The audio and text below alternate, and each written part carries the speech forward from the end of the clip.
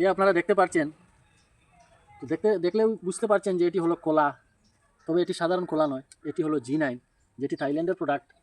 এটি আবিষ্কার করেছে G9 কলা। এটি ল্যাবরেটরিতে টেস্ট করার পরে দেখা গেছে যে বাংলাদেশের মাটি এবং আমাদের ভারতের মাটিতে অত্যন্ত ভালো ফলন আসে। এই কলার গুণাগুণ হলো, আপনারা যে আরও দেখেছেন সফরি কলা বা কুলফুত কলা বলে, এই কলা থেকেও আরও ভালো গুণাগুণ এই G9 কলার মধ্যে আছে।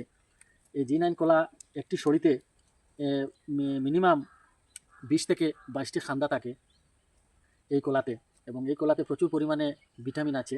এইটি হলো G9। তো আমি ছোট্ট একটি গাছ লাগিয়েছিলাম, এই 4 ইঞ্চি পরিমাণ গাছ, আজকে আমি দেখছি অনেক বড় হয়ে গেছে। এই পাতায় আপনারা দেখলে বুঝতে পারবেন এই পাতা, এটি হলো G9 কলা। তো G9 কলা কী ধরনের আপনারা এইভাবে দেখতে পান। G9 কলা আপনারা নেটের মধ্যে সার্চ করবেন, সার্চ করে দেখবেন G9 কলা কী ধরনের ফলন আসে।